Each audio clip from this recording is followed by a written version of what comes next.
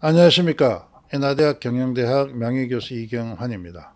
이번 시간에는 하나님의 상생과 협력의 원리에서 파워스는 패러다임과 전인격의 완전 자아실현을 위해서 가치와 역량 자아 정체성과 완전 자아실현을 위해서 다섯 번째 주제인 주객체적 자기정화와 근원적 가치 역량 기반 자아 정체성 형성에 대해서 공부하기로 하겠습니다. 우리는 지난 시간에 공부한 바 같이 사람들에게는 선천적으로 근원적 다섯 가치와 역량을 가지고 있으며 이 가치 역량이 개발됨에 따라서 사람들은 가치와 기반 인적 역량 개발 다섯 단계로 나아간다고 설명하였습니다. 자, 그렇다면 우리나라의 학생과 그 사회인들은 이런 선천적인 근원적 가치 역량이 어느 정도 개발되어 있냐를 먼저 살펴보기로 하겠습니다. 그림 4-11은 우리나라 272명 초등학생의 근원적 다섯 가치 역량의 활성화 수준을 나타내고 있습니다. 먼저 그 1군을 보게 되면 1군에 속한 124명은 바로 다섯 가지 근원적 가치 역량, 즉 자기조직화, 동기부여, 가치창출, 관계관리, 환경 리더 다섯 가지 역량이 모두가 활성화되지 않는 그런 학생들입니다.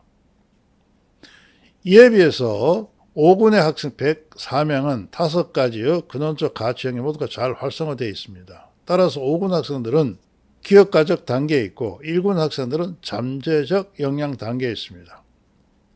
또 2군 학생들 보면 다섯 가지 근원적 가치 역량 중에 두 가지, 즉 관계관리와 환경 리더 역량이 어느 정도 활성화되어 있고 나머지 세 가지는 모두 비활성화되어 있습니다. 따라서 2군 학생 44명은 2단계에 있다고 판단됩니다.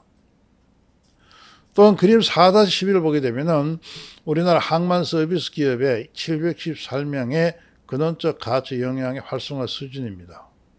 1단계에 있는 214명을 보게 되면 이들은 다섯 가지가 모두 비활성화되어 있고 이에 비해서 5단계에 있는 219명의 경우에는 보면 다섯 가지 근원적 가치 역량이 모두가 잘 활성화되어 있습니다. 또 2군의 82명을 보게 되면 이들은 두 가지가 활성화되어 있고 나머지 세 가지가 비활성화되어 있습니다. 또 4군에 속한 188명 보게 되면 네 가지의 가치 역량이 잘 활성화되어 있고 그러나 마지막 환경 리더 역량이 비활성화되어 있습니다. 따라서 1군은 1단계에 속해 있고 2군은 2단계, 3군은 4단계에 있고 또한 4군에 속한 사람들 5단계도 볼 수가 있습니다. 이런 가치와 기반 인적 역량 개발 5단계에서 그 집단의 분포를 우리가 XX와 YY와 ZZ로 나타내는데 여기서 보면 XX는 기억가적 역량 단계에 있는 사람의 분포를 의미하고 YY는 자기 주도적과 완전 기능과 문제 해결 역량 단계에 있는 사람의 분포를 의미합니다. ZZ는 잠재적 역량 단계의 분포를 나타냅니다. 표준수와 가치와 역량 분포를 보게 되면 XX, YY, ZZ에서 30, 50, 20을 나타냅니다. 즉 기억가적 역량의 30%, 문제 해결, 완전기능 자기 역량의 50%로 분포하고 잠재 역량의 20% 분포한다는 것입니다. 우리나라의 초등학생과 일반 사원들의 가치와 역량 기반 인적인 5단계 분포를 보게 되면 초등학생의 경우에는 46과 16과 38입니다. 이에 비해서 사회나 가치형 인적 분포를 보게 되면 35, 37, 28으로 나타나고 있습니다. 초등학생과 사회나 가치형 인적 영향 분포는 모두가 표준 수학 가치 영향 분포, 즉 30, 50, 20에 미달하고 있다 하는 것입니다. 집단의 가치와 영향 분포가 표준 수학 가치 영향 분포에 접근할수록 이러한 집단의 가치와 인적 영향은 글로벌 평균 이상으로 나타납니다. 그러나 우리가 살펴본 것 같이 우리나라 초등학생과 사회인의 가치 인적 영향 분포는 모두 글로벌 수준에 미흡한 것으로 나타나고 있다 하는 것입니다. 이러한 현상은 우리가 스위스 IMD에서 발표한 바와 같이 우리나라 학생들의 학업 성적은 OECD 국가의 세계 최고 수준이지만 인성 역량, 즉 장애 인성 개발은 최하위라는 것과 일치한다 하는 것입니다. 자, 그렇다면은 우리나라 학생들이 이와 같은 가치 영향을 개발하기 위해서는 어떤 방법이 필요할 것이냐 하는 것입니다. 먼저 우리는 그 원인에 대해서 알아보기로 하겠습니다.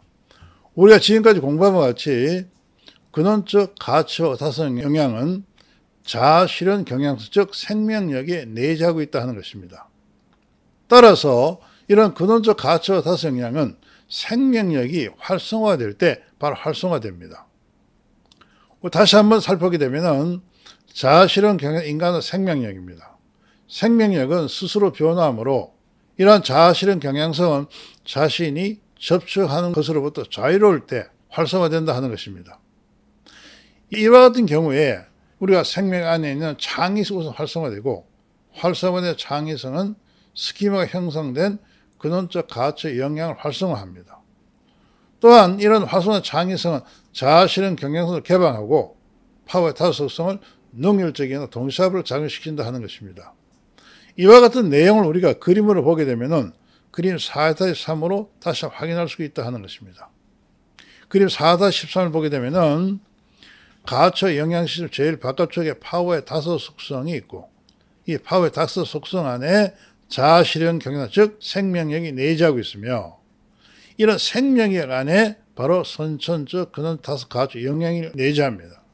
또한 제일 가운데는 창의성이 바로 가치 영향 시스템 핵으로서 존재하고 있다 하는 것입니다. 따라서 근원적 다섯 가치 영향은 자아실현 경향성, 즉 생명의 활성화 조건에서 활성화됩니다. 생명의 활성화 조건에서 먼저 창의성이 바로 활성화됩니다. 왜냐하면 창의성은 가치 영향 시스템 핵이기 때문에 그렇다 하는 것입니다. 활성화된 창의성이 바로 좀 전에 설명드린 바와 같이 스키마가 형성된 근원적 가치 영향을 활성화시킵니다. 이렇게 활성화된 바로 근원적 가치 영향은 파워의 다섯 속성을 활성화시키고 파워의 다섯 속성이 능률적이고 동시다발적으로 작용할 때 완전 기능하는 그러한 행동에 나타난다 하는 것입니다. 그렇죠. 우리가 지난번에 공부한 것 같이 우리 사회는 조건적, 긍정적 존중의 사회라 하는 것입니다. 조건적, 긍정적 존중의 사회라는 것은 바로 사회가 부과한 가치의 조건을 성취한 사람이 사회로부터 긍정적 존중을 받는다는 것을 뜻합니다. 그러나 이와 같은 조건적 존중은 인간에게 바로 파워의 비합리적 조건에 지배되게 한다 하는 것입니다. 실제로 인간은 태어날 때 자아실현 경향성이 80% 정도 활성화되어 있습니다. 개인이 바로 사회로부터 지각한 가치의 조건은 사람을 파워의 비합리적 조건에 지배되게 하여 자아실현 경향성이 비활성화되고 이 경우에 근원적 다섯 가치 영향은 잠재적 상태에 진입하게 된다 하는 것입니다. 조건적 긍정적 존중은 파워 다섯 속성이 자아실현 경향성을 지배합니다. 이 경우 가치의 조건에 부응하는 파워 속성을 활성화된다 하는 것입니다.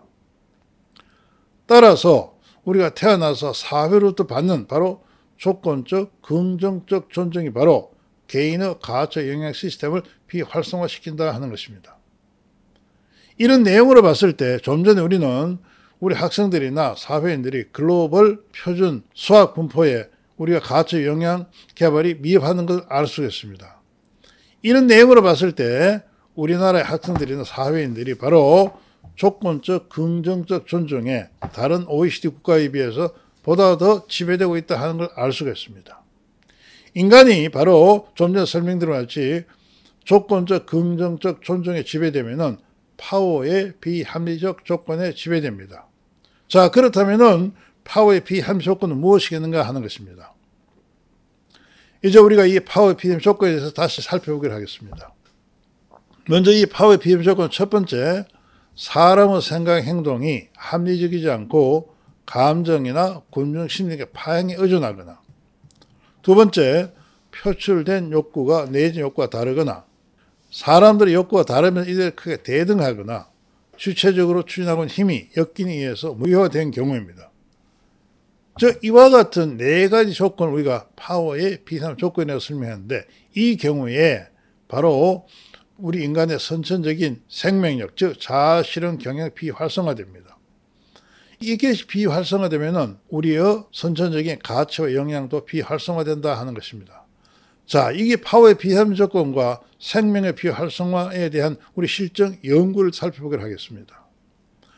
표 3-6은 바로 자동차 부품기업 239명에게 작용하는 파워의 비합리 조건의 수준을 나타내고 있다 하는 것입니다. 먼저 1군의 56명을 보게 되면 파워의 비합리 조건 1번에서 4번 모두가 지배된다 하는 것입니다.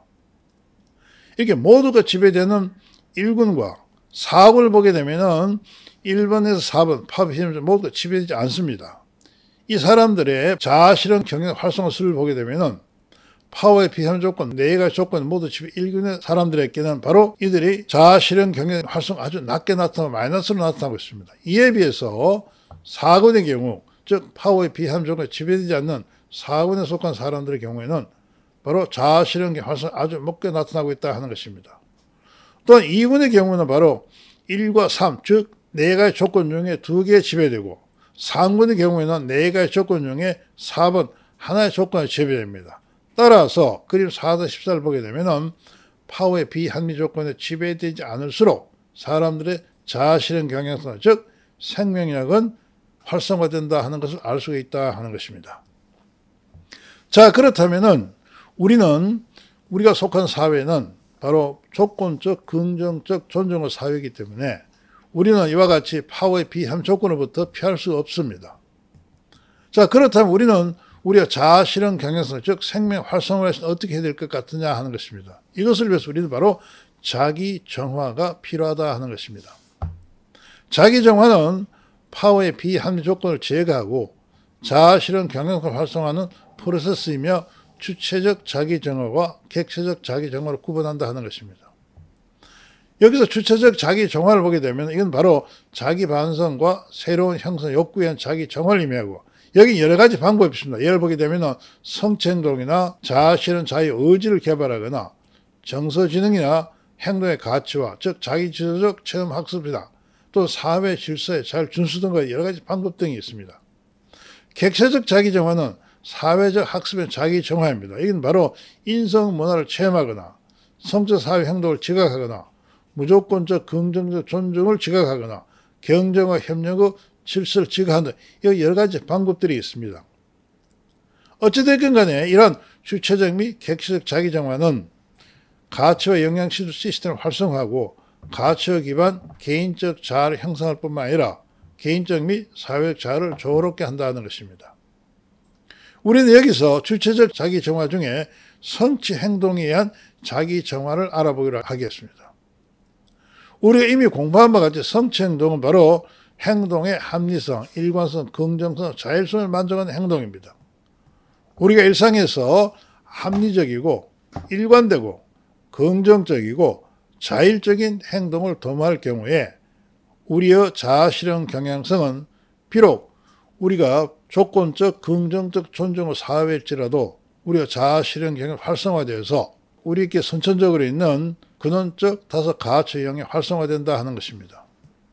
이런 내용을 보게 되면은 우리가 표 4-10을 보게 되면은 1군에 속한 35명의 중학생의 경우에는 이들은 합리적이고 일관되고 긍정적이고 자율적 행동을 꾸준히 지속하는 학생들입니다.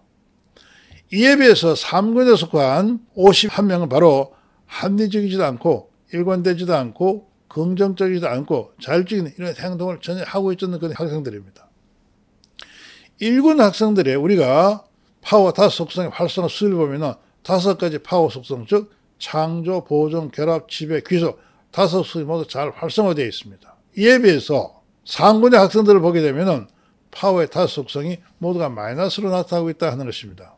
좀 전에 우리가 공부한 바와 같이 자기 정화가 되면은 바로 자아실현 경향 활성화되고 활성화된 자아실현 경향성은 파워의 5 속성을 능률적이고 동사발적 작용한다는 것을 공부했습니다. 즉 이 내용으로 봤을 때 바로 1군 학생들, 즉 합리적, 일관성, 긍정성, 자율성, 즉 성취행동을 추구하는 이와 같은 학생들의 경우는 자기 정화를 통해서 자아실현 경향성이 활성화돼서 파워의 5 속성에 아주 능률적이고 동사발적 작용합니다. 그러나 이에 비해서 상군에 속한 학생들은 자아실현 경향 활성화가 잠재적 기회에 들어가고 이런 학생들의 파워의 5 속성도 활성화되지 않고 있다는 것을 알 수가 있습니다. 지금까지 우리가 살펴본 것 같이 우리 인간에게는 선천적으로 5가지의 근원적 가치 영향이 존재합니다. 이것이 개발돼서 우리들은 바로 가치학이와 인적 영향 5단계로 나아갔는데 우리 사회는 조건적 긍정적 존중 사회이므로 이것이 바로 우리의 선천적인 근원적 5가지 가치 영향 개발하는 걸 방해합니다. 그렇지만 우리가 성취행동을 기반해서 주도적으로 자기 정화를 도모할 경우에는 우리 안에 있는 근원적 5가치 영향 개발돼서 우리는 가치학 기반 인적 영향 개발 5단계로 나아가고 있다 하는 것을 알 수가 있습니다. 다음 시간에는 우리는 이런 같은 근원적 5가치 영향 개발을 위한 자기 주도적 학습에 대해서 여러분과 함께 공부할 시간을 갖기로 하겠습니다. 이번 강의에 참석 여러분께 감사를 드리고 강의를 마치겠습니다. 감사합니다.